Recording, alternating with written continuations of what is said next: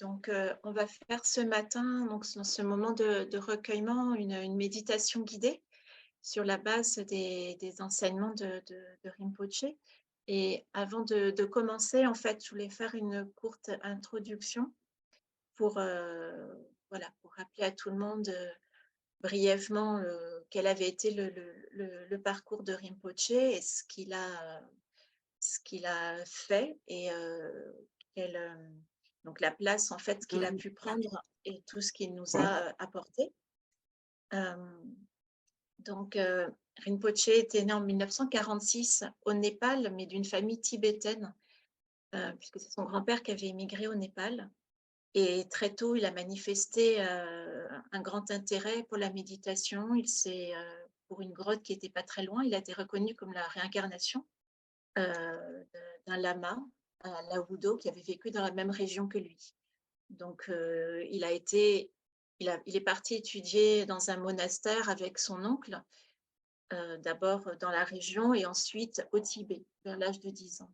Donc évidemment, ensuite, en 1959, avec l'occupation chinoise, il a dû fuir. Il a d'abord été au Bhoutan et ensuite dans un camp de réfugiés tibétains en Inde.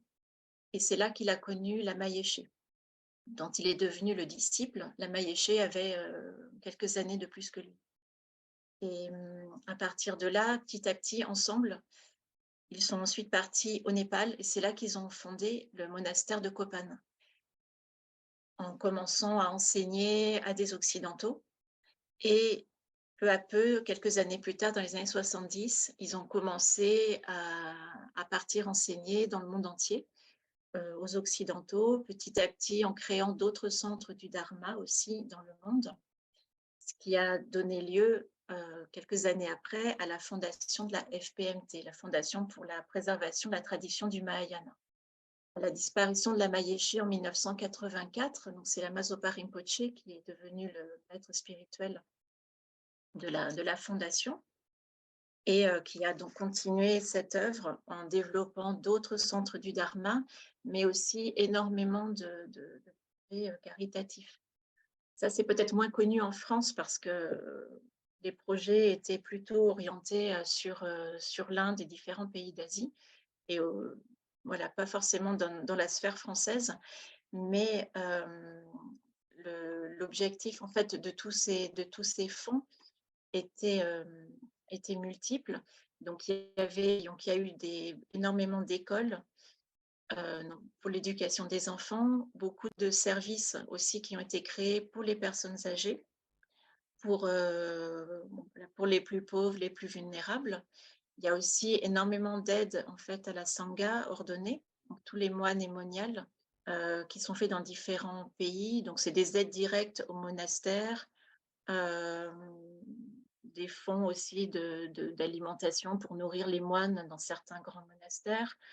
Donc c'est au Népal, en Mongolie, en Inde. Il y a évidemment aussi des fonds pour, euh, pour les prières, les pujas, dans, pour poursuivre au maximum les prières, les retraites en Inde, au Népal, pareil, à différents endroits. Pour aussi la construction d'objets sacrés, de stupas notamment, et,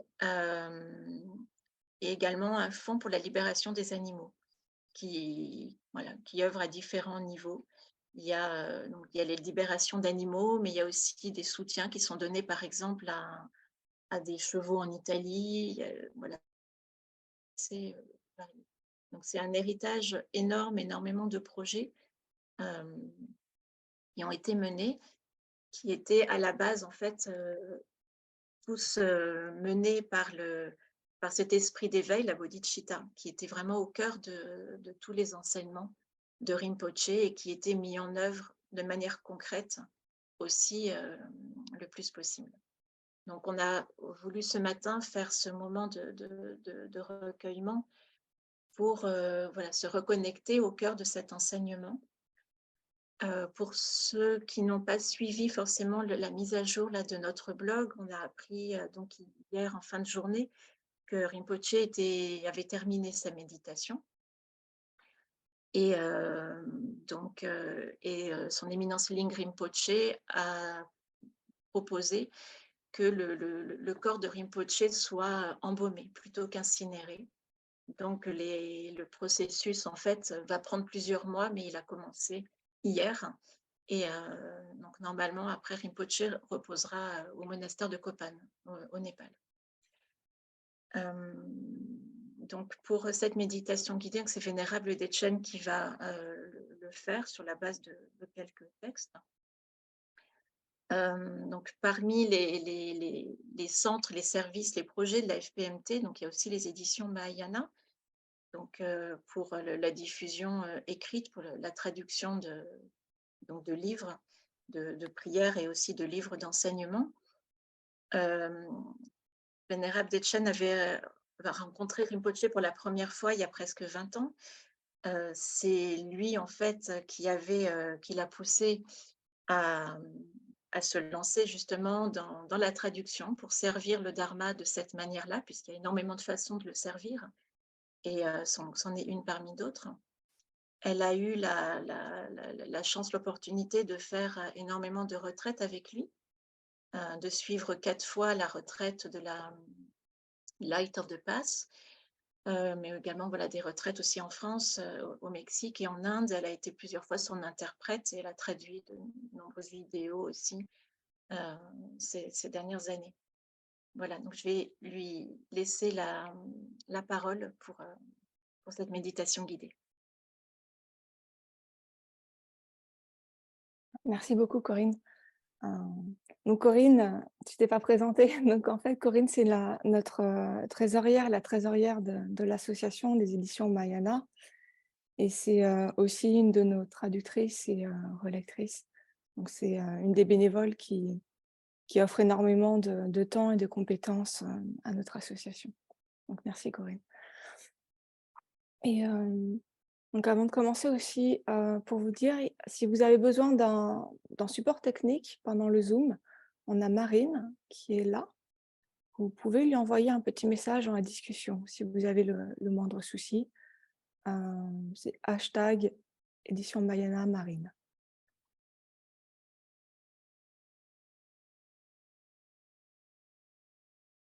Donc déjà, un grand merci d'être là ce matin.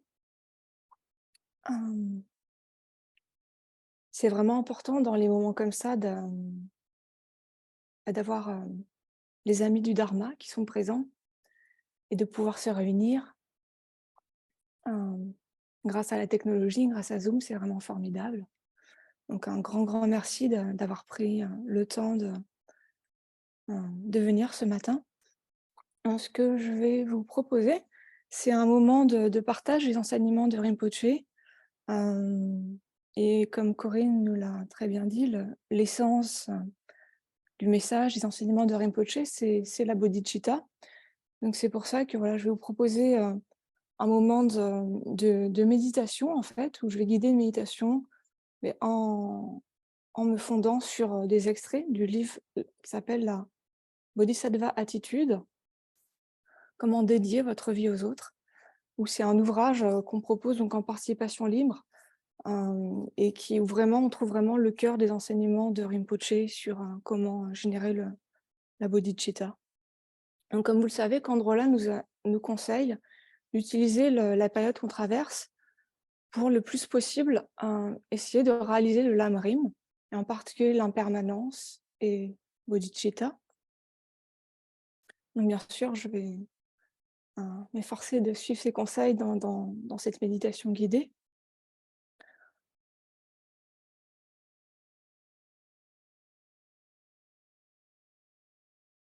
Et puis à la fin de la méditation, donc il y aura un moment où on chantera aussi le mani avec Rinpoche, on a un enregistrement audio de Rinpoche. Et puis on aura aussi l'occasion de réciter la prière pour le prompt retour de Rinpoche, pour le retour rapide de Rinpoche, que Kandrola a composé hier. Et on a aussi une prière composée par sa sainteté qui est en cours de traduction. Voilà. je vous propose pour commencer de prendre une posture qui soit appropriée pour la méditation.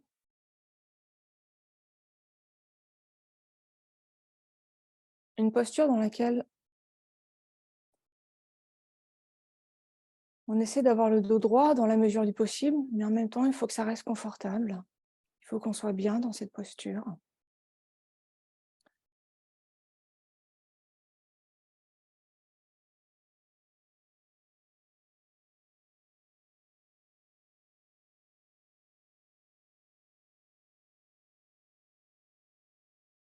Et puis, simplement, on pose notre attention sur notre souffle, sur le mouvement de l'air, sans chercher à rien contrôler, à rien modifier. Juste, on prend conscience de notre respiration ce matin.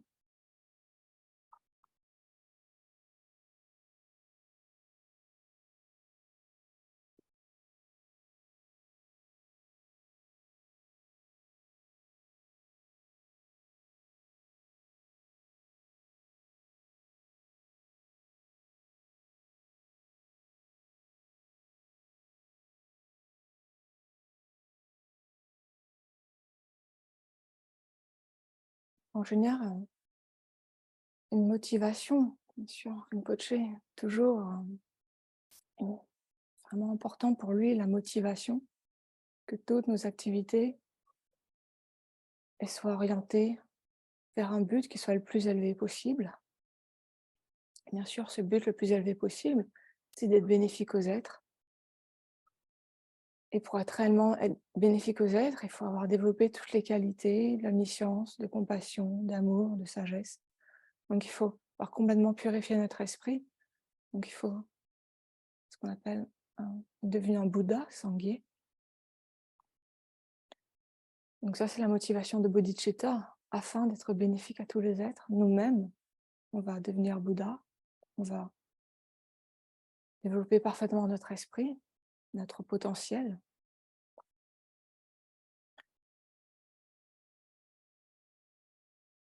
Et donc on va s'engager dans cette méditation avec cette motivation qu'on essaie de faire naître dans notre cœur, être bénéfique le plus possible aux êtres. Et on fait aussi cette motivation à cette méditation. En fait, quand on dit dans les enseignements du Lamrim qu'on peut faire, il y a tout un tas d'offrandes qu'on peut faire au maître. Et la meilleure des offrandes, c'est notre offrande de pratique.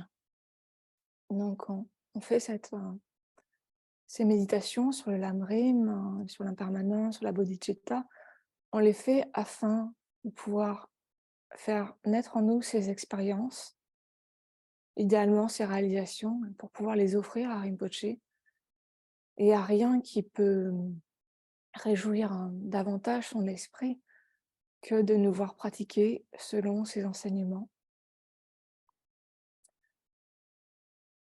Et lié à ça, on le fait aussi avec la motivation que bien sûr Rinpoche revienne très rapidement pour qu'il continue à nous guider, qu'on puisse continuer à être guidé par lui. Donc puisse cette méditation servir de cause à ce qu'on puisse toujours, dans cette vie, dans toutes nos vies, dans toutes nos existences, nous ainsi que tous les êtres, continuer à être guidés par Rinpoche dans toutes les différentes formes qui va continuer à prendre pour nous guider.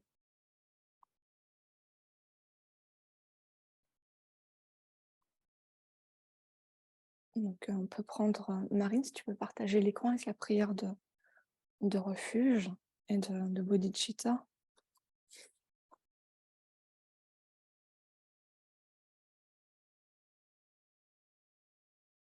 Donc ensemble, on visualise donc, le Bouddha Shakyamuni, inséparable de Rinpoche, inséparable de sa sainteté, de tous les maîtres du Mahayana, de tous les Bouddhas, de tous les Bodhisattvas.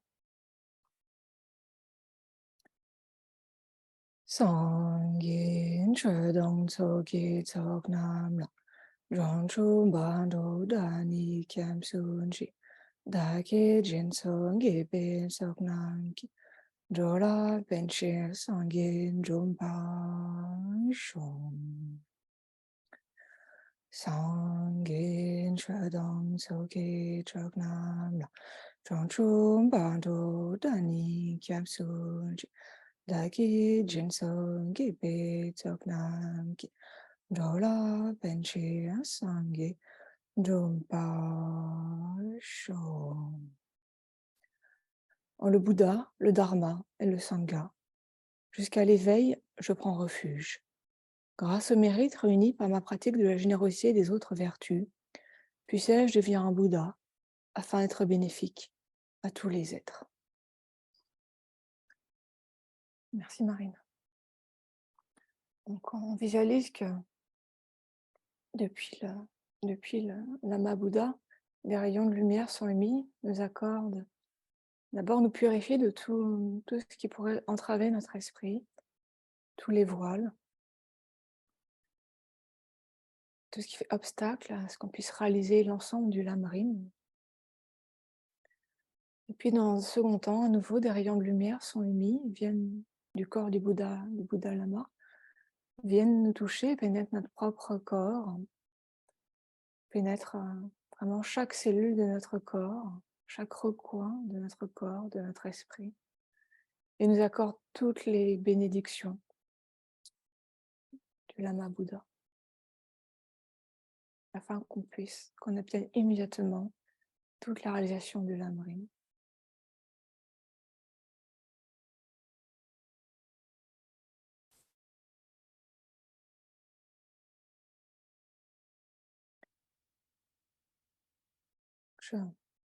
Je, je lis les paroles de Rinpoché pour nous guider dans la méditation.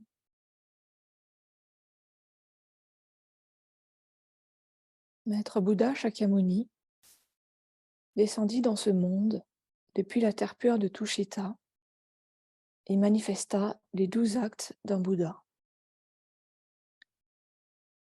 Il enseigna le Dharma en exposant les 84 000 enseignements et éveilla d'innombrables êtres, non seulement dans ce monde, mais aussi dans d'autres univers.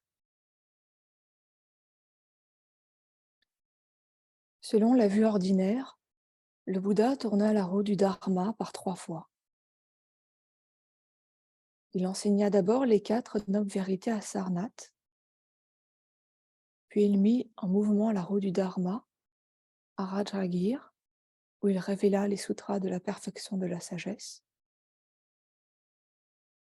Et enfin, il eut la dernière mise en mouvement de la roue du Dharma à Vaishali, avec son enseignement sur les 3 caractéristiques. Ensuite, il se manifesta sous l'aspect du Bouddha Vajradhara et sous la forme de déité pour révéler les enseignements tantriques.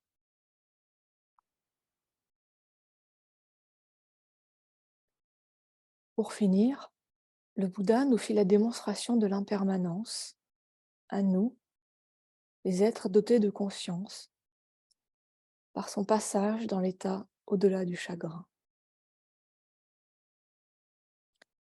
Ses écrits, quelques lieux sacrés, quelques ruines, quelques endroits comme Rajagir ou Shravasti, c'est tout ce que l'on peut voir à présent.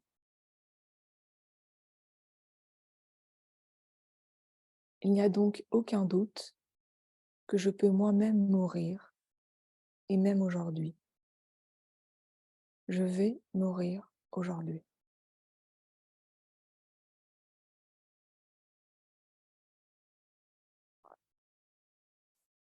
Donc, et bien sûr, ça mène ce passage des enseignements de Rinpoche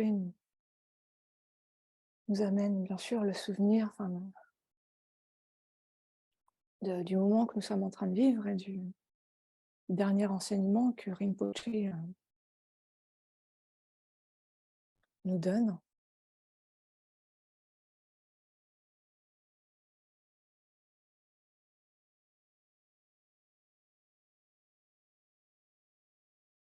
Donc, bien sûr, tout le Bouddha Shakyamuni, tous les lamas du passé, tous les maîtres de la lignée, tous les yogis et yoginis, ils ont dû quitter leur corps.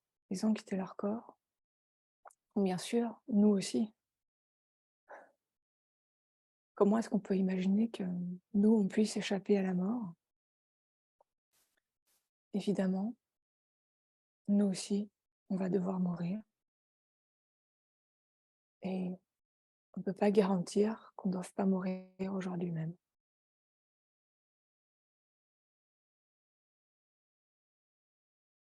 Et puis ensuite, Rinpoché nous dit,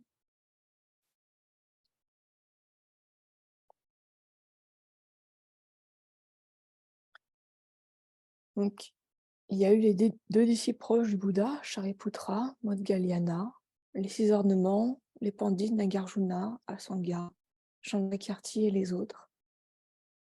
Beaucoup d'autres grands yogis indiens comme Naropa, Tilopa, Saraha. Ils ont écrit un grand nombre de textes, ont enseigné et prodigué des bienfaits incroyables aux êtres et pour les enseignements du Bouddha dans ce monde.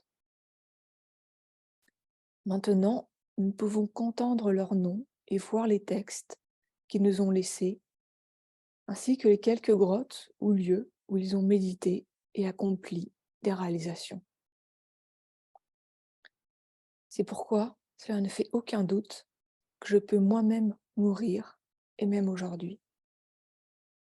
Je vais mourir aujourd'hui.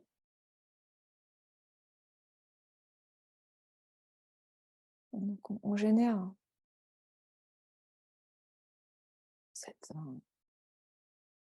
cet esprit, que oui, nous-mêmes, tout à fait possible qu'on peut mourir aujourd'hui.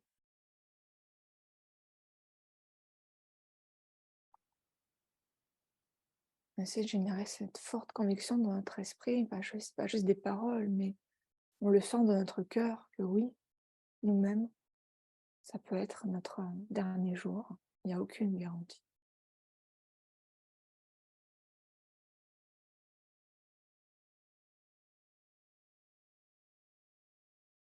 Et ensuite, Rinpoche nous dit, après cela, de nombreux grands lamas sont apparus au Tibet, dans chacune des 4 traditions, comme Padmasambhava et Longchen Rajampa, Marpa et Milarepa, les 5 grands pandits Shakya, Lama Tsongkhapa et ses disciples, et bien d'autres. Ils ont accompli l'ensemble de la voie vers l'éveil, en apportant d'incroyables bienfaits aux êtres vivants et aux enseignements du Bouddha. Nous ne pouvons pas les voir maintenant, seulement les lieux où ils ont pratiqué, comme les grottes de Lama Tsongkhapa et de Milarepa, ainsi que leurs textes, mais rien d'autre. Ils ont tous disparu. Donc je peux moi-même mourir, même aujourd'hui. Je vais mourir aujourd'hui.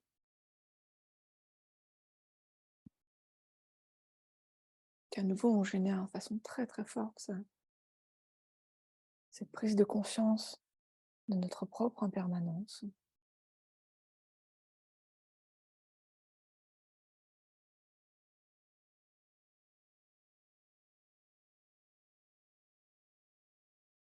Cette certitude dans notre cœur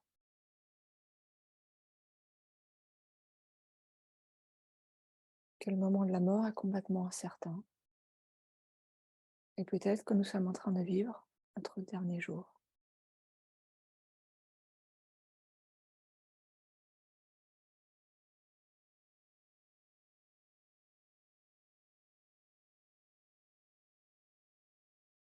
Rinpoche nous dit, même en cette vie, j'ai rencontré de nombreux amis vertueux dont la bienveillance était plus grande que celle des innombrables Bouddhas du passé, présent et futur, qui sont morts aujourd'hui. J'ai créé une connexion karmique, j'ai créé une connexion dharmique et reçu les enseignements d'amis vertueux qui étaient de grands yogis et érudits, mais maintenant, je ne peux pas les voir. ces aspects n'existent plus. Je peux donc moi-même mourir, même aujourd'hui. Je vais mourir aujourd'hui.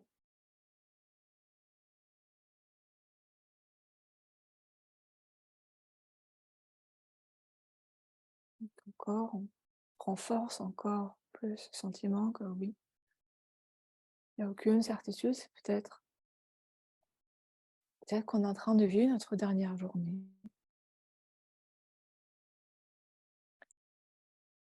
Bien sûr, Rinpoche, là, mercredi, on a vu les photos de lui quand il était dans la vallée du Tsum au Népal, mercredi, lundi, mardi, mercredi.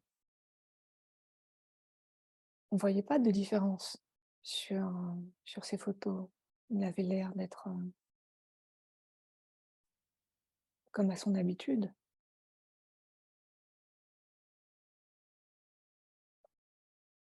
Et jeudi, il a cessé de respirer.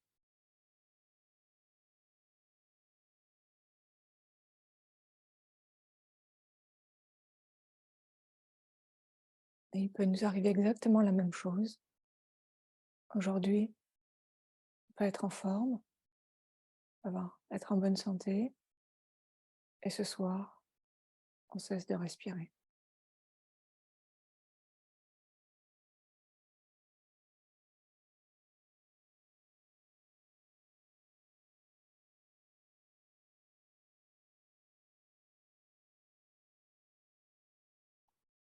Et Rinpoche nous dit, et puis, il y a tous les membres de ma famille qui sont morts, tout comme beaucoup d'amis et des gens que je connaissais qui sont morts. Je peux donc moi-même mourir aujourd'hui. Je vais mourir aujourd'hui. Tant de personnes qui sont nées le même jour que moi dans ce monde, qui étaient du même âge que moi, sont déjà mortes. Je peux donc moi-même mourir, même aujourd'hui. Je vais mourir aujourd'hui.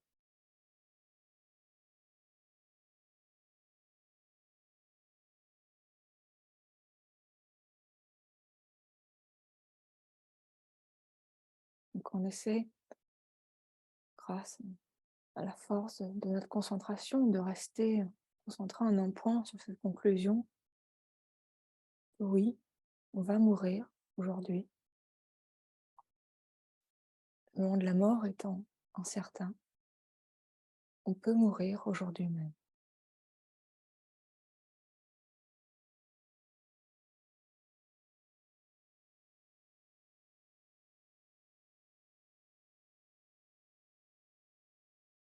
Et Rinpoche nous dit, chaque fois que vous pensez à la mort de cette façon, vous coupez votre attachement.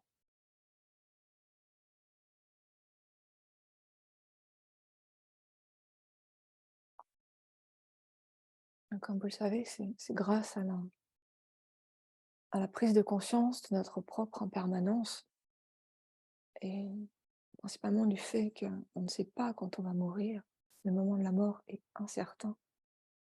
C'est grâce à cette prise de conscience qu'on va être capable de tourner notre esprit vers le Dharma.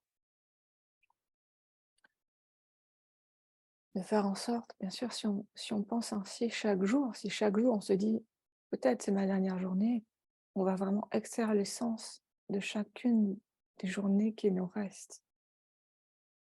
Et un jour, bien sûr, mais ça sera réellement notre dernière journée. Et en attendant, chaque jour qu'on va vivre avec cette conscience de l'impermanence, on va vraiment en tirer un, on extraire l'essence, on tire vraiment le plus de bienfaits possible.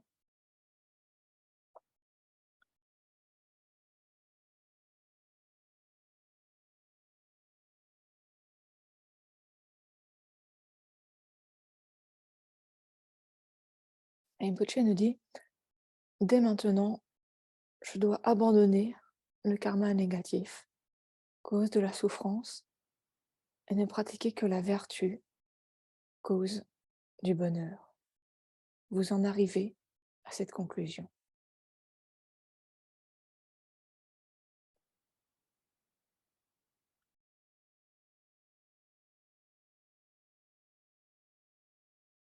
Comment extraire l'essence de chaque instant?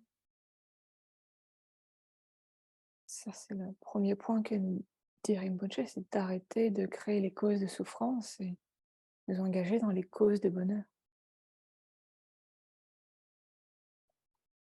Et pour nous-mêmes et pour autrui. Et puis Rinpoche nous cite aussi, Rinpoche nous dit, après cela, rappelez-vous ce que Nagarjuna explique dans la guirlande de joyaux. La vie, ma vie, est comme une lampe à beurre agitée par un vent violent. Elle peut s'éteindre à tout moment.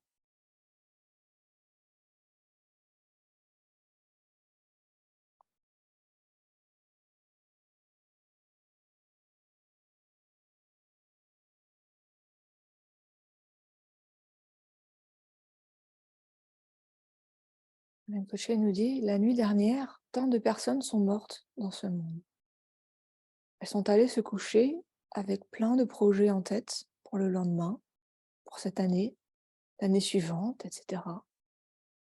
Ce matin, leur corps était devenu un cadavre.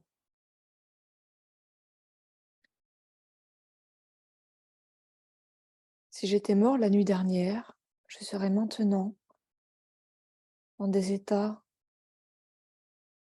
d'existence infortunés, car même si j'ai effectivement étudié le Dharma, fait quelques pratiques, quelques retraites, je ne me suis pas engagée de manière continue et intensive dans la pratique du Dharma.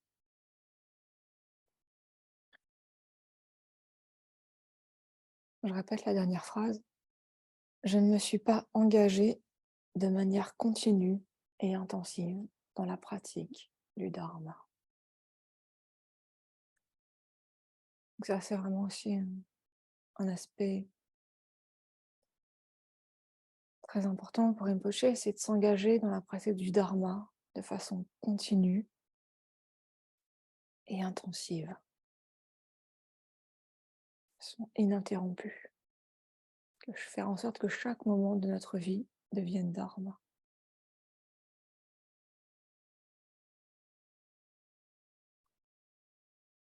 Rinpoche nous dit, donc il n'y a pas vraiment eu de pratique sérieuse de pur Dharma et de purification en continu. Et si la mort m'avait emporté la nuit dernière, en cet instant, je serais dans ces états infernaux les plus terrifiants.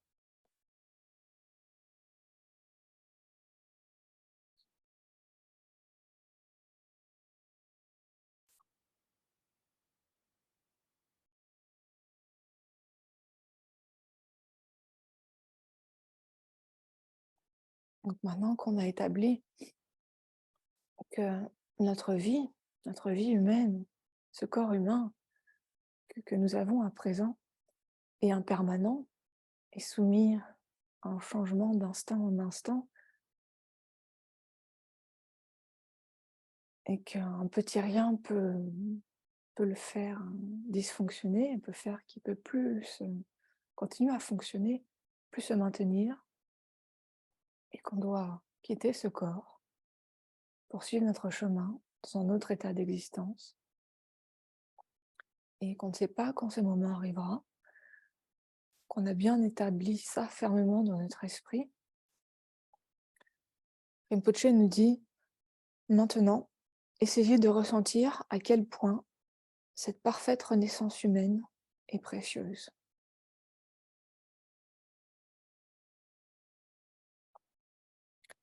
Comme je suis chanceux d'avoir aujourd'hui la liberté de me réveiller et de pratiquer le Dharma. À chaque seconde, il y a tant de choses que je peux faire avec ce corps humain, qui est non seulement un précieux corps humain, si incroyablement rare à trouver, mais en plus encore doté des 18 qualités qui sont quasiment impossibles à réunir une nouvelle fois. Waouh!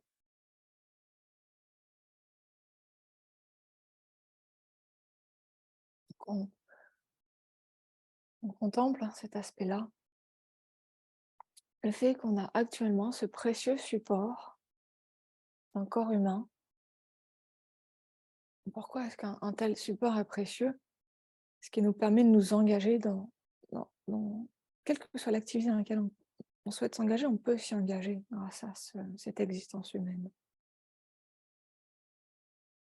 Toutes les activités mondaines auxquelles on peut penser, on peut s'y engager si on a envie d'apprendre quelque chose, de développer une certaine compétence, d'aller visiter un pays. On peut le faire.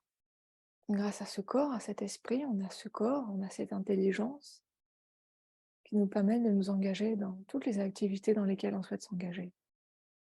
C'est un potentiel incroyable, cette vie humaine. Et en plus,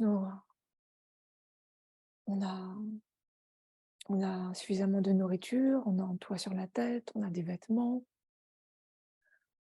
on a reçu une bonne éducation qui nous a permis de développer un esprit critique, de savoir comment réfléchir aux choses. C'est incroyablement rare, incroyablement précieux. On est dans un pays où il n'y a pas de guerre, un pays où il y a la liberté religieuse, on peut, la liberté de philosophie, de pensée. On peut étudier les sujets qu'on veut, pratiquer les croyances, les philosophies qu'on souhaite. C'est incroyablement rare d'avoir toutes ces conditions qui sont réunies. Et non seulement ça, mais on a rencontré les précieux enseignements du Bouddha, le Dharma. On a généré, sur la base justement de cet esprit analytique, critique qu'on a développé, on a analysé ces enseignements, on a généré une foi qui est basée sur la raison, comme nous dit sa sainteté, les enseignements du Bouddha. Donc c'est incroyable d'avoir toutes ces conditions réunies. Et non seulement ça, et on a rencontré dans cette vie des maîtres parfaitement qualifiés, comme Rinpoché, comme sa sainteté Dalai Lama, qui nous transmettent la voie vers l'éveil dans son intégralité, les enseignements des sutras, des tantras.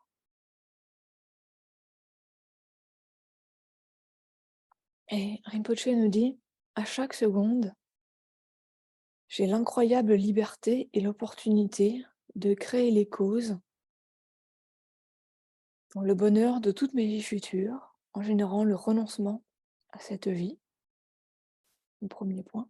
Le deuxième point, le bonheur suprême, la libération du samsara, en générant le renoncement aux vies futures et en réalisant la vue juste. Le troisième point, réaliser l'éveil en produisant la bodhicitta.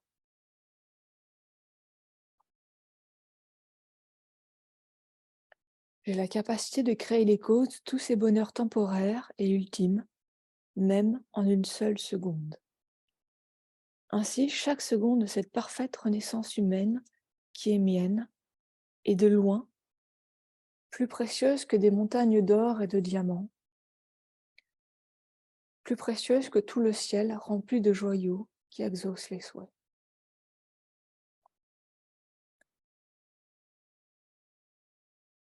Comme le dit Shantideva, on est comme un mendiant qui trouve un joyau dans une poubelle.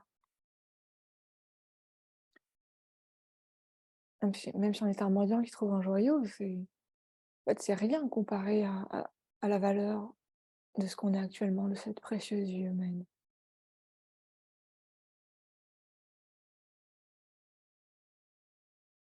Même si on gagnait au loto aujourd'hui, quel réel bienfait on en tirerait. Peut-être ça nous apporterait encore plus de problèmes, plus d'angoisse, plus de peur.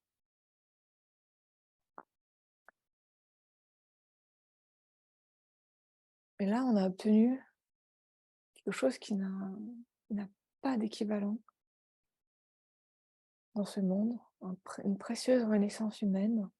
On a rencontré le Dharma, on a rencontré des maîtres du Mahayana parfaitement qualifiés. Et grâce à cela, on peut générer donc le renoncement, bodhicitta et la vue juste. Et on peut devenir nous-mêmes un Bouddha et être bénéfique à tous les êtres, les libérer parfaitement de toute leur souffrance. Et ce qu'il y a de plus précieux, un diamant ne permettrait absolument pas de nous engager dans tout cela. Gagner au loto ne nous permettrait absolument pas de nous engager dans tout cela. Donc c'est vraiment incroyable. Donc on génère à nouveau de notre cœur ce sentiment que waouh, waouh, waouh, waouh, c'est incroyable, incroyablement précieux d'avoir cette parfaite renaissance humaine.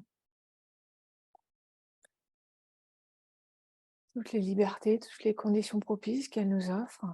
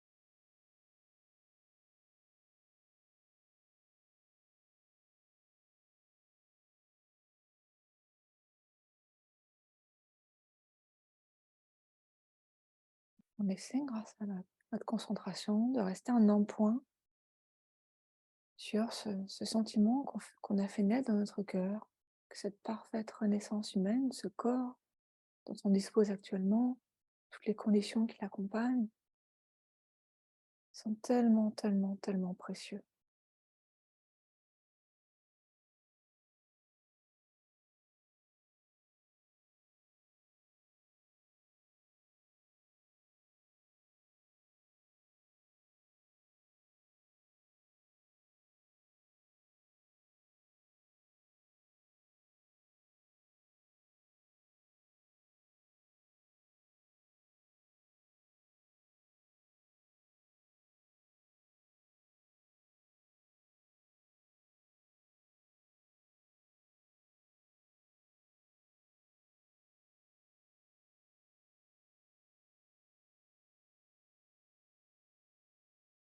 Bien sûr, chacun d'entre nous, c'est important de prendre des exemples qui nous sont personnels,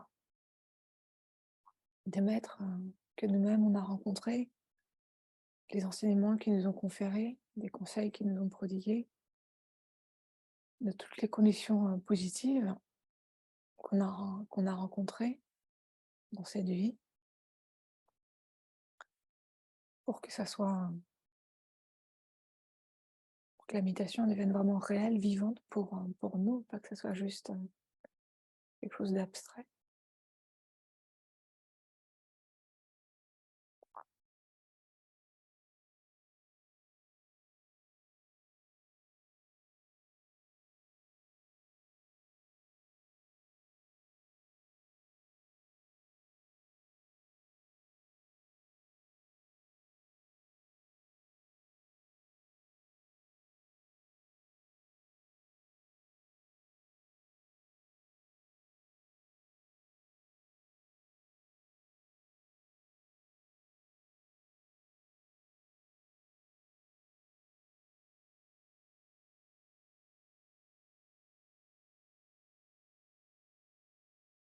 Et Rinpoche nous dit: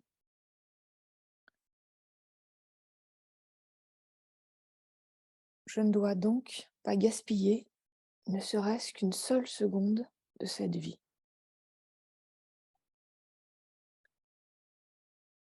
je me dois de lui donner tout son sens en pratiquant le dharma.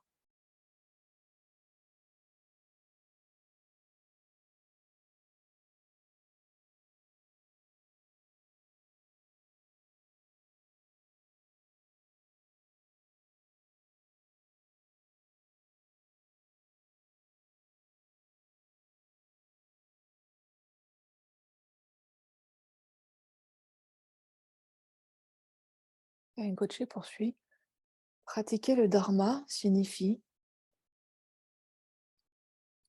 pratiquer en guise de fondation les trois principaux aspects de la voie: le renoncement, la bodhicitta et la vue juste, et puis le tantra, en abandonnant toute apparence et toute pensée impure.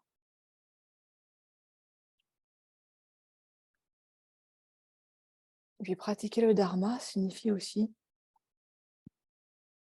vivre dans les trois niveaux de vœux: pratimoksha, bodhisattva et les vœux tantriques.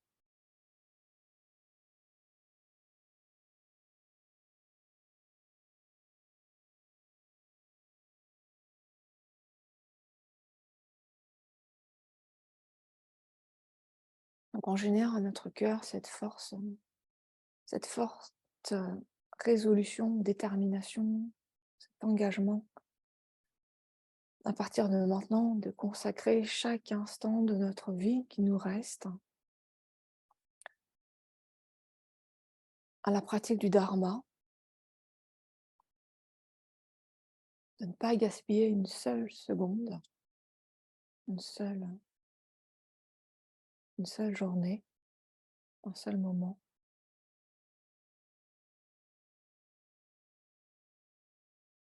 Et c'est ainsi qu'on pourra, c'est le meilleur des hommages qu'on puisse rendre à Rinpoché, la meilleure des offrandes qu'on puisse lui faire, parce que c'est ce qui va nous permettre d'être bénéfiques aux êtres. Et bien sûr, servir les êtres, être bénéfique aux êtres, il y a pas de plus belle offrande qu'on puisse faire à Rinpoché.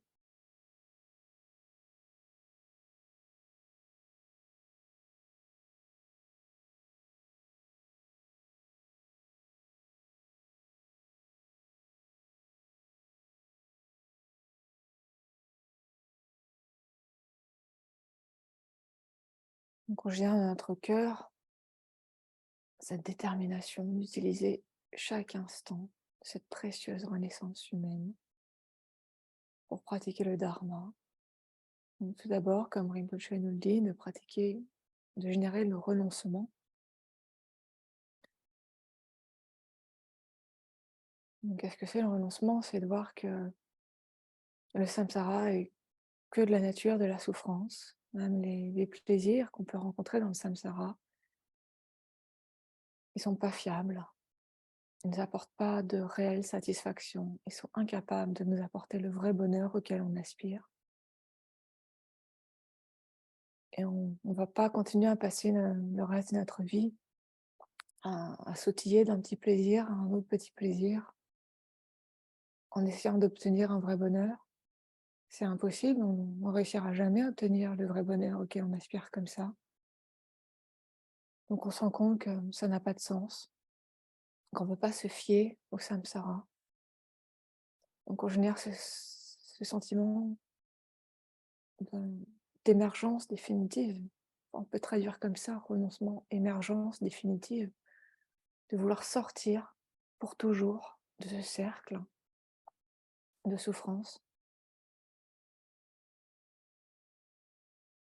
de se diriger donc vers le vrai bonheur.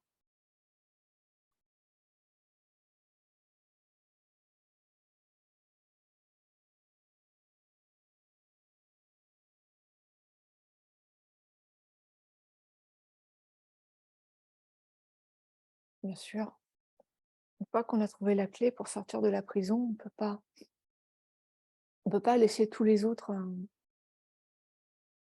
prisonniers qui sont qui ont été enfermés de façon injuste, de façon arbitraire. Ils ont rien. C'est pas comme s'ils étaient dangereux, ils sont comme nous.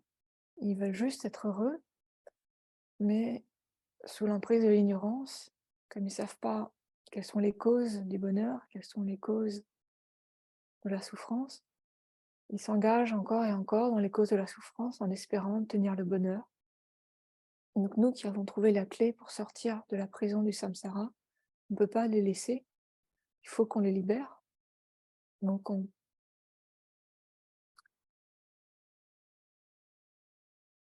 tient l'exemple de Rinpoché, il a la clé, il ouvre la porte et il tient la porte ouverte pour que et il fait passer tous les êtres. Il fait sortir tous les êtres.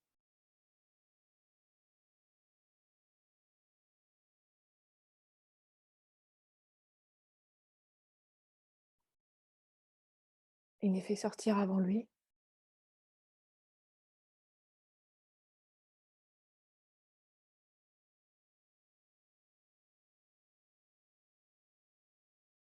Donc puissions-nous, nous aussi, dans notre cœur, générer une telle bodhicitta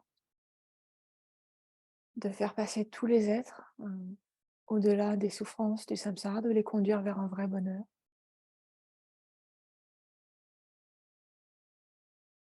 De tenir la porte de la libération grande ouverte et d'y faire passer tous les êtres, de les guider vers la sortie.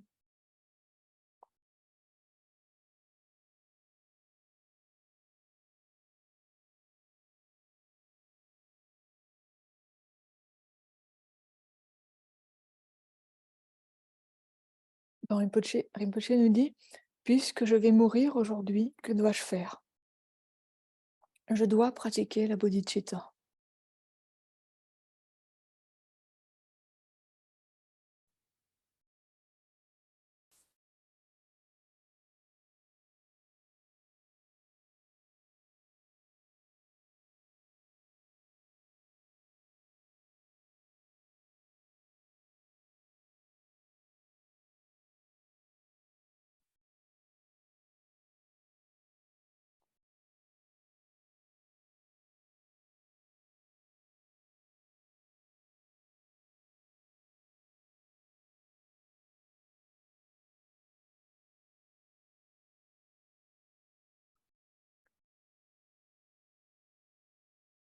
Donc à nouveau, on peut raviver la visualisation de Lama Bouddha,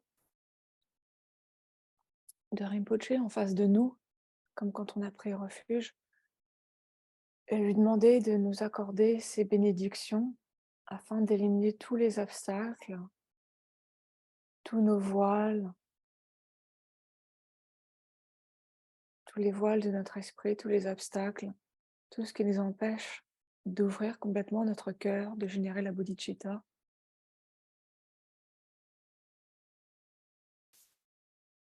Et du corps sacré de Lama Bouddha sont émis des rayons qui viennent complètement nous purifier de tous nos obstacles, de tous nos voiles, qui viennent complètement nous laver, qui pénètrent complètement chaque parcelle, chaque atome de notre corps, qui nous purifient totalement.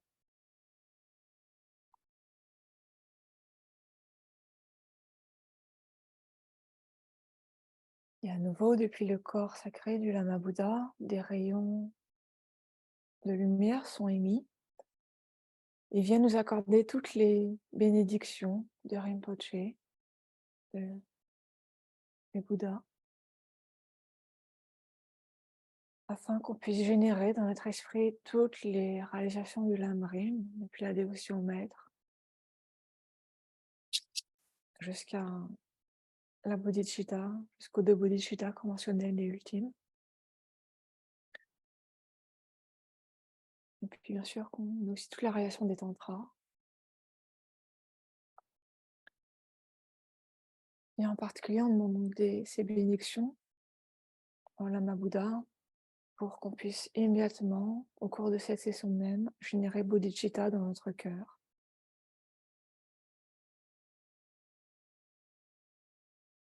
Et on ressent que Rinpoche nous accorde ses bénédictions sous la forme de rayons de lumière dorée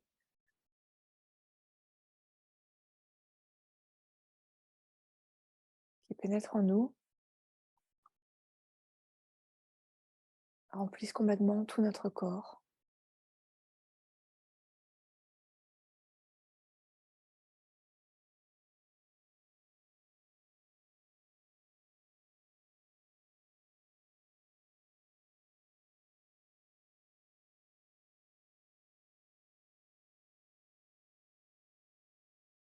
Qu'on va générer ensemble, donc faire la méditation ensemble pour générer bodhicitta, en suivant les instructions de Rinpoche, qui sont bien sûr toutes les instructions qu'on trouve dans le Lamrim. Donc on commence par générer un sentiment d'équanimité, un esprit d'équanimité.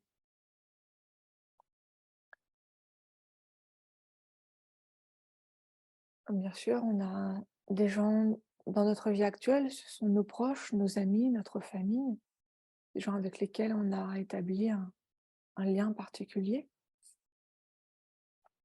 Mais quand on analyse les choses, il n'y a pas de raison de considérer que ces personnes-là sont plus importantes que les personnes que nous ne connaissons pas ou que les personnes qui nous énervent, avec lesquelles on a du mal à communiquer, ce qu'on appelle, l'enseignement, on appelle les ennemis. En fait, c'est les gens avec qui on a des difficultés relationnelles. En fait, toutes ces différences, elles sont extrêmement superficielles, complètement relatives. Elles dépendent de circonstances qui peuvent qui peuvent changer en quelques secondes. Si quelqu'un qu'on n'aime pas bien, on n'aime pas trop une personne, elle nous offre un café, elle prend nos nouvelles, elle est sympa avec nous, bah, tout à coup, on va dire, en fait, je l'aime bien cette personne. Ça devient un ami comme ça. Et inversement, quelqu'un qu'on considérait comme un ami, il suffit de quelques paroles pour que la relation se transforme et que de l'amitié, on passe à l'aversion.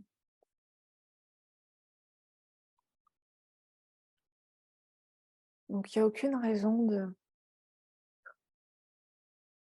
prendre cela trop au sérieux, ces relations actuelles d'amis, d'ennemis, d'inconnus. C'est juste relatif. Ça dépend juste de cette vie actuelle. Dans les vies passées, c'était différent. Dans nos vies futures, ça sera différent. Et même on voit qu'au sein de cette vie, ça change constamment, ça fluctue constamment, ces relations. Donc, comme ça, on génère un sentiment d'équanimité envers les êtres, dans notre esprit.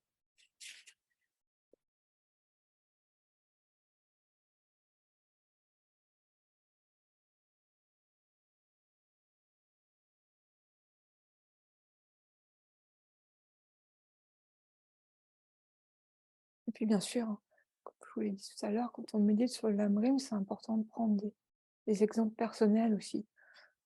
On se base sur les raisonnements, sur les textes du Lamrim composés par la Tsongkhapa, par les différents maîtres, les enseignements de nos propres maîtres, les enseignements de Rinpoche, de sa sainteté, les exemples qu'on trouve dans les textes, les exemples traditionnels. Et aussi, c'est important de prendre des exemples de notre propre vie. Donc, on a tous des exemples d'un ami qui est devenu un inconnu, qui est devenu un ennemi qui est devenu un inconnu, qui est devenu un ami, etc.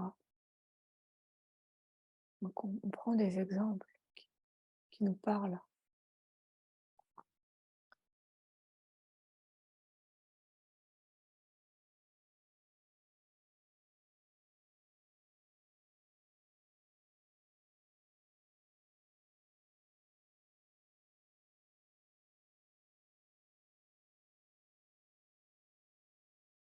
Donc, sur cette base, sur un esprit qui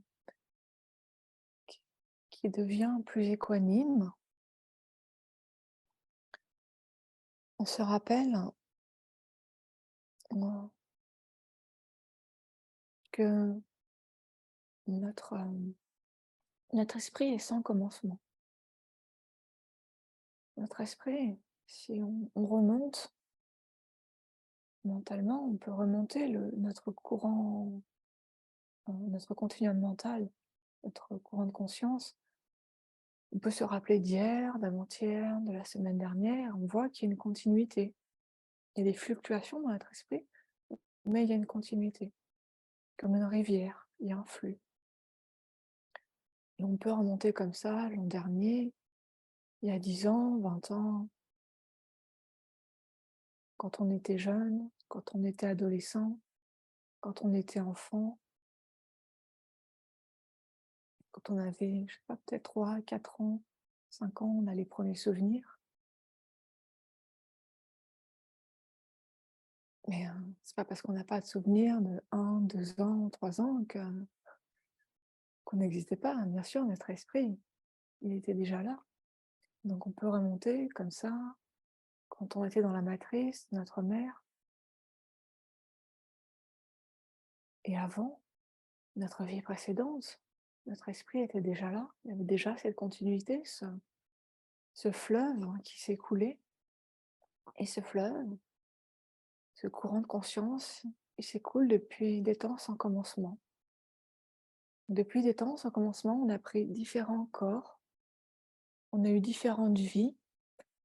Il y a eu des vies humaines, des vies animales, des vies en tant qu'insectes, tout un tas de vies différentes. On a eu tout un tas de corps différents, d'existences différentes.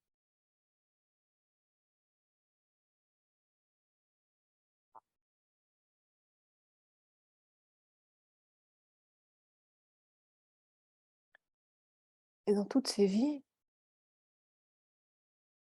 on a eu des personnes qui nous ont donné un corps. On a eu des parents. Donc on a eu des parents humains qui nous ont donné un corps humain. On a eu des parents oiseaux, maman oiseau, papa oiseau, qui nous a donné un petit corps d'oiseau. On a eu une maman éléphante qui nous a donné un petit corps d'éléphant. Comme ça, on a eu une infinité de corps. Et bien sûr, chaque fois qu'on a eu un corps, on a eu des parents qui nous ont donné un corps qui ressemblait au leur.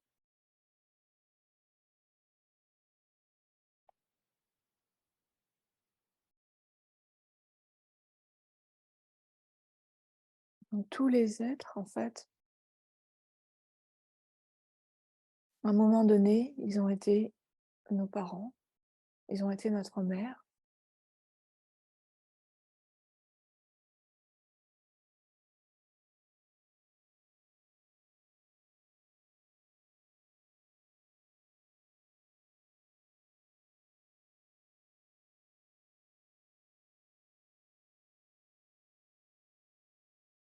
On arrive par la méditation analytique à générer ce sentiment dans notre cœur que oui, oui, j'ai eu une infinité de vies, donc j'ai une infinité de mères. Tous les êtres, à un moment, ont été ma mère. On reste sur cette conclusion en un point.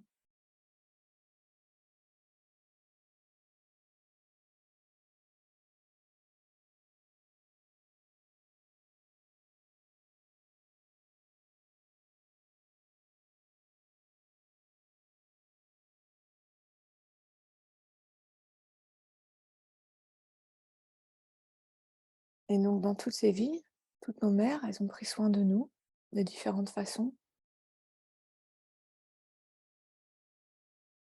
Rinpoché parle des 4 bontés maternelles.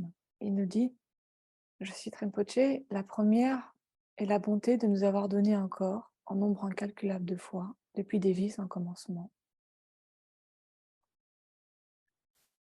La deuxième bonté de notre mère, c'est de nous protéger de centaines de dangers qui nous guettent chaque jour. La troisième bonté, c'est de nous avoir donné une éducation Depuis des temps sans commencement, nos mères nous guident dans chaque vie en nous donnant une éducation. La quatrième bonté, Rinpoché dit, si chaque être a été notre mère, alors chaque être a enduré pour nous d'immenses difficultés, fatigues, inquiétudes et peurs. Tous les êtres ont créé tant de karma négatifs pour notre bien-être, parce qu'ils n'ont aucune réalisation de la bodhicitta, de la vue juste.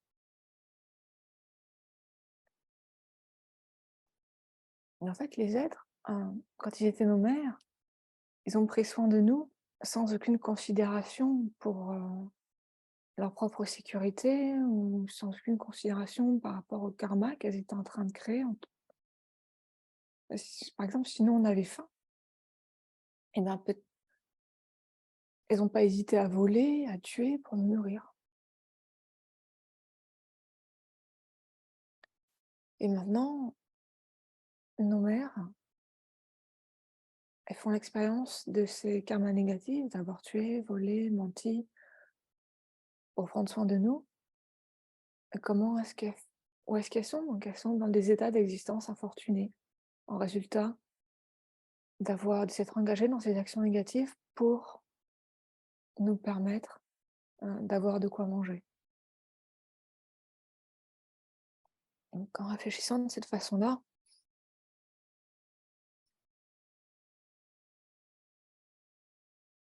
venir le souhait de pouvoir rendre leur bonté aux êtres. Tous ces êtres, nos mères, ont été tellement bons, tellement généreux avec nous dans les vies passées. Maintenant, on souhaite rendre cette bonté, cette bienveillance.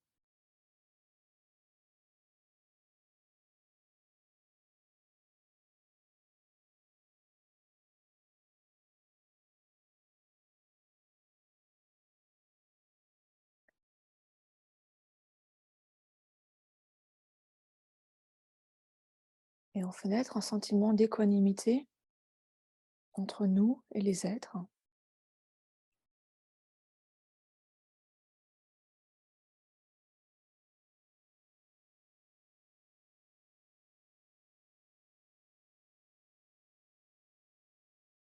Donc, tous les êtres, nous, on cherche le bonheur, et tous les autres êtres aussi cherchent le bonheur.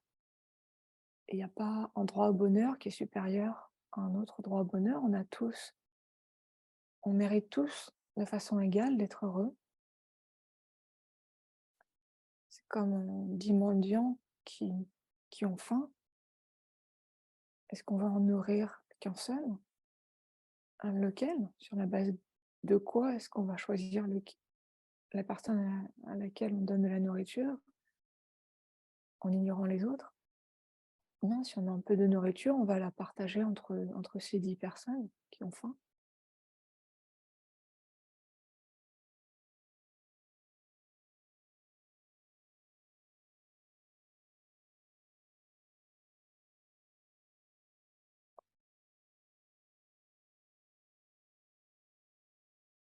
On réfléchit aussi au fait que toutes les souffrances, toutes les insatisfactions qu'on rencontre, on trouve leur source dans l'auto-chérissement, dans le chérissement d'un jeu qui n'existe même pas réellement. Dans toutes les guerres, tous les problèmes, tous les conflits, que ce soit conflits entre deux personnes, les guerres entre les nations, trouvent leur source dans l'auto-chérissement. Et à l'inverse, tous les bonheurs, tous les bienfaits trouvent leur source dans le chérissement d'autrui, dans l'esprit altruiste, dans la bienveillance.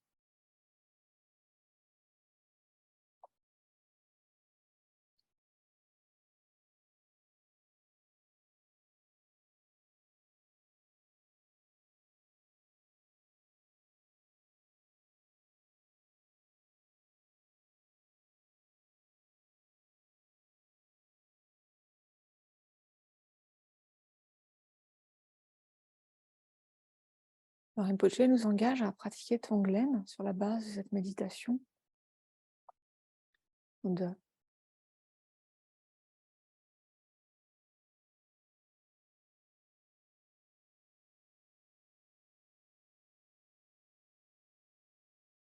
sur la base de la compassion, de vouloir que tous les êtres soient libérés de leur souffrance, de prendre sur nous leur souffrance, toutes les causes de leur souffrance, le karma, les voiles,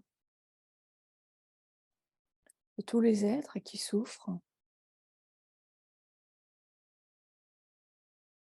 Donc Rinpoche nous dit, prenez tout cela dans votre cœur et offrez-le à la pensée du chérissement de soi. Cela revient à placer une bombe sur votre ennemi et à le détruire complètement. Donc on peut visualiser à notre cœur, il y a ce chérissement de soi qui est la source de tous les malheurs, de toutes les souffrances, pour nous-mêmes, pour tous les autres êtres. Et on envoie sur ce chérissement de soi la bombe atomique de, de la compassion, de prendre sur nous les souffrances de tous les êtres.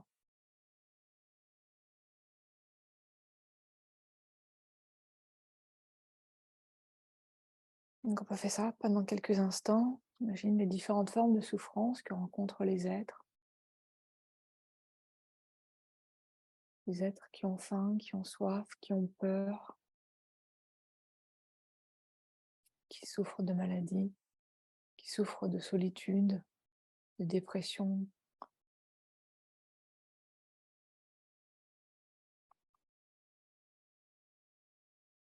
Et on prend sur nous, on envoie sur notre auto-chérissement, à notre cœur,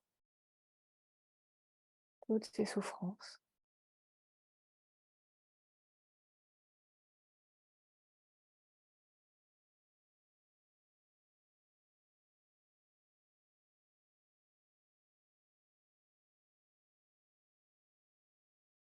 Et puis,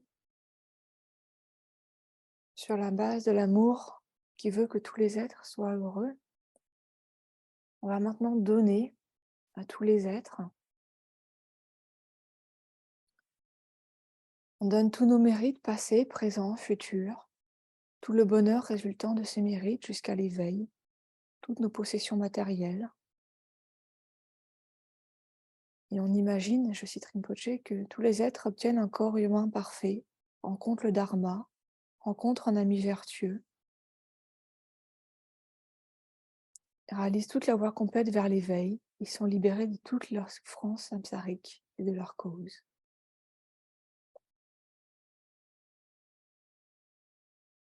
Donc souhaitant que tous les êtres soient réellement heureux, on leur donne tous nos mérites, nos biens, nos corps, nos possessions.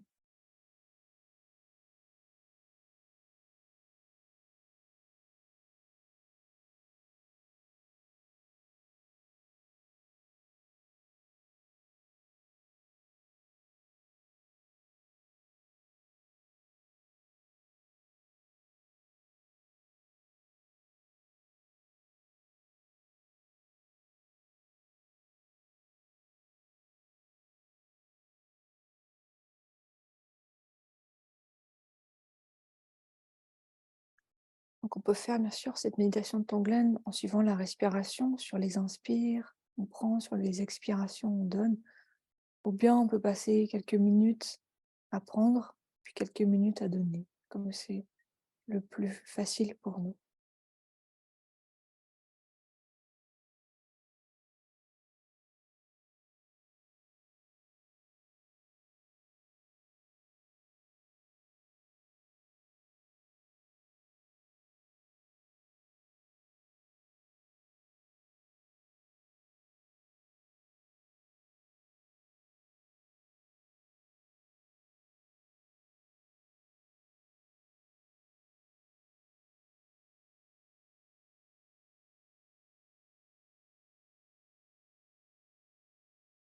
Et puis on peut penser que cette méditation de Tonglen est formidable,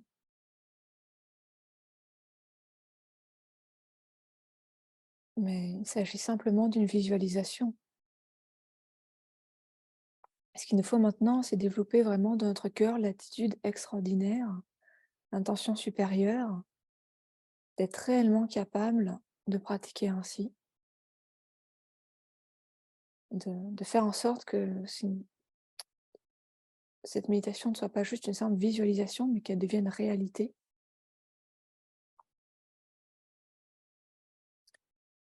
qu'on soit réellement capable d'être bénéfique aux êtres. Et pour être réellement capable d'être bénéfique aux êtres, il nous faut avoir certaines qualités, il nous faut avoir un véritable amour, une véritable compassion, il nous faut aussi avoir la clairvoyance pour connaître l'esprit des êtres, pour savoir comment guider chaque être de façon appropriée, d'une façon qui va lui être réellement bénéfique. Il nous faut avoir les moyens habiles. Et donc en fait, il nous faut avoir toutes les qualités qu'ont développées les Bouddhas. Donc, afin d'être réellement bénéfique aux êtres, on va nous-mêmes développer toutes les qualités qu'ont développées les Bouddhas, on va devenir nous-mêmes Bouddhas afin d'être bénéfique aux êtres. Et ainsi, on génère ce qu'on appelle donc bodhicitta, qui est la combinaison de ces deux esprits. Pour pouvoir être bénéfique aux êtres, je vais moi-même devenir Bouddha.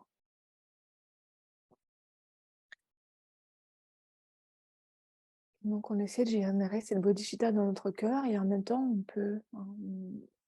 Marine va nous faire écouter un enregistrement dans lequel Rinpoche chante le mantra de Chenrezig, au Mani Padme Hum, pendant 5 minutes. Donc on peut en même temps, si vous le souhaitez, chanter ce mantra avec Rinpoche. Et en même temps, bien sûr, dans notre corps, on essaie de générer le plus possible cette bodhicitta.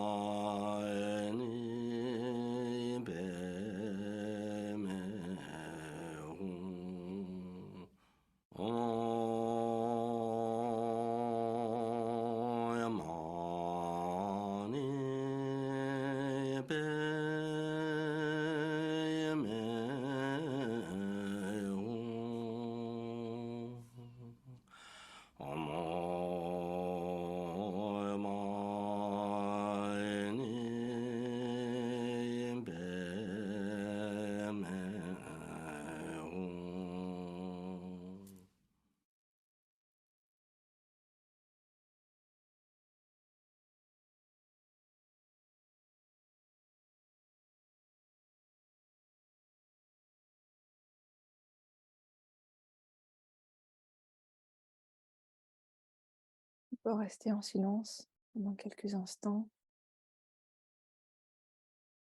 en laissant le mantra résonner dans notre cœur.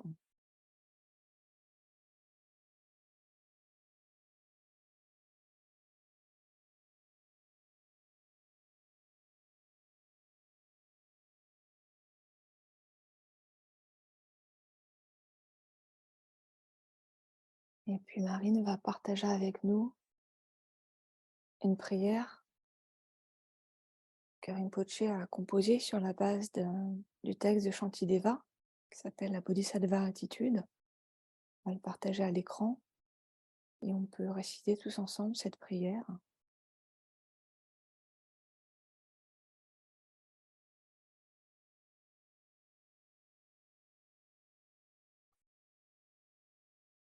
En vue d'accomplir le suprême dessein, grâce à tous les êtres supérieurs au joyau d'abondance, puissais-je toujours les chérir. Comme le joyau d'abondance, puissais-je aussi donner aux êtres tout ce qu'ils désirent.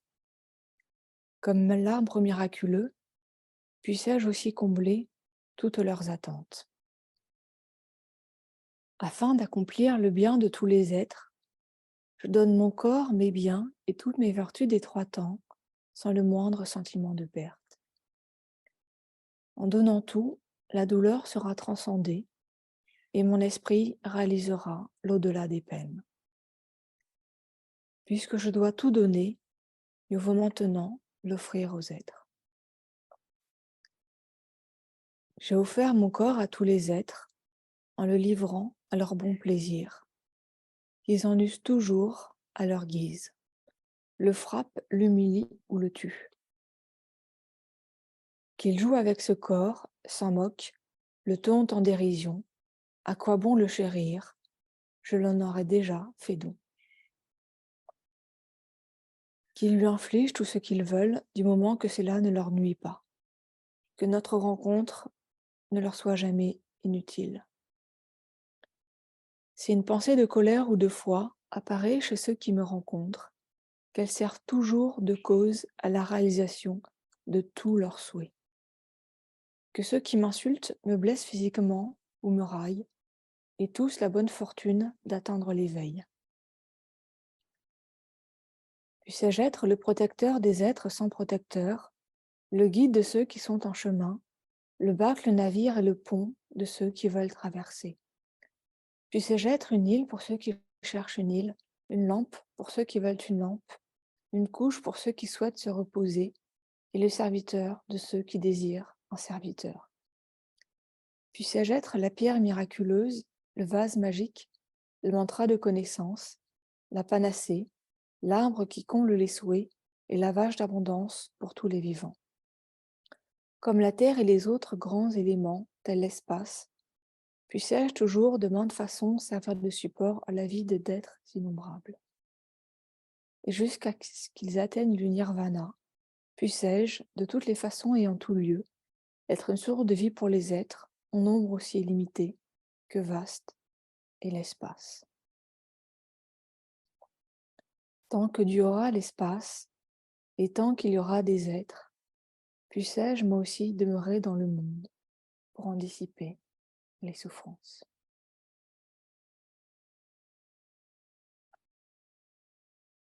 Donc ça s'appelle la Bodhisattva attitude et bien sûr c'est complètement fondé sur un extrait du Bodhisattva Charyavatara de Shantideva dans lequel Rinpoche a fait un petit peu quelques petites modifications dans la formulation. Et c'est une prière qui nous incite à réciter tous les jours le matin pour générer notre motivation de bodhicitta pour la journée. Et donc pour conclure, je vais partager avec vous la prière de longue vie que Kandrola a composée, la prière de retour rapide pour que Rinpoche puisse très rapidement revenir parmi nous, que Kandrola a composée spontanément hier. Donc c'est une traduction provisoire. Nous sommes en train de la traduire et bien sûr on la mettra sur le site des éditions dès qu'elle sera traduite, ainsi que la prière composée par sa sainteté. Une requête désespérée pour le prompt retour de Kyabje Zopa Rinpoche. Lama-ken, Lama-ken. Lama, pense à moi. Lama, pense à moi. Je t'implore de m'écouter, Lama racine bienveillant. Je t'appelle avec une requête désespérée et soudaine. Ne nous prive pas de ton refuge compatissant. Lama, tu es les bénédictions des Bouddhas des 3 temps. Même si tu es à présent dans la grande félicité omniprésente de la sphère non obstruée de la claire lumière, c'est maintenant que nous avons besoin de ta grande compassion. Manifeste rapidement le corps suprême de la sagesse transcendante. Émanation parmi les émanations variées de la danse de la grande compassion de l'Esprit suprême. Émerge, élève-toi, reviens de la sphère du Dharmakaya. Je t'invoque, je t'invoque, je t'invoque pour le bien des êtres. Ne demeure pas dans la terre pure des Dakini et les autres terres pures. Je t'en prie, reviens immédiatement afin de faire fleurir les enseignements des Écritures et des réalisations pour les êtres du monde du Sud. Reviens immédiatement, car les êtres désespérés sont bons et t'appellent désespérément. Ils veulent te voir, ils veulent être bénis dans leur corps, leur parole et leur esprit. Nous sommes des êtres hallucinés et confus par la conception de l'ignorance. Dans la sphère de la vacuité lumineuse des 3 corps suprêmes, nous confessons nos samayas dégénérés. Fais en sorte que les bons augures de la vacuité et de la compassion soient présents. Les bons augures suprêmes parmi tous les bons augures. Fais en sorte que le bon augure de la rencontre rapide du disciple et du lama soit présent. Par le pouvoir de la vérité de la réalité immuable, puisse la réincarnation parfaite apparaître rapidement. Moi, la Dakini à la fois pure, pleine de tristesse et de larmes de désespoir, due à la bénédiction des 3 racines, puisse le souhait de cette mendiante être réalisé. L'objet, le sujet et l'action dans la sphère de la réalité de la luminosité et de la félicité. Ah,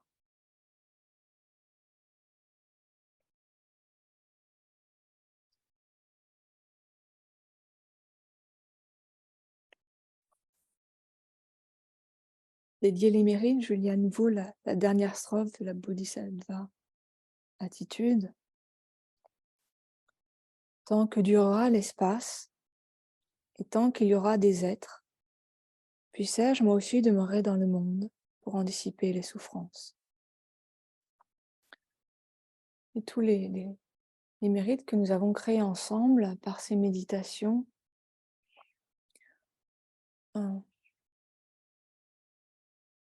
bien sûr, des fois, on dit qu'on fait des pratiques pour Rinpoche, mais évidemment, c'est pas pour Rinpoche. Rinpoche, il n'y a pas besoin qu'on fasse des pratiques pour lui.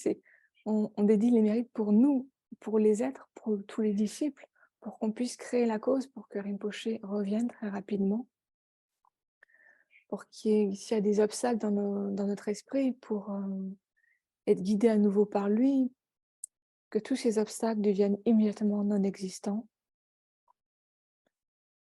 et qu'il n'y ait aucun obstacle de notre côté pour que Rinpoche puisse très rapidement revenir, on puisse reconnaître sa réincarnation, le rencontrer à nouveau et recevoir à nouveau l'intégralité de la voie vers l'éveil directement de lui. Voilà, un grand merci à tous pour votre présence. Merci.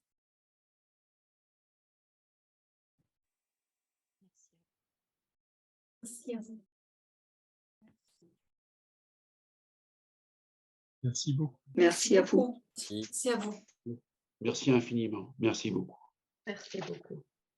Merci beaucoup. Merci beaucoup. Merci beaucoup. Merci. Merci beaucoup. Merci. Merci à tous. Merci beaucoup.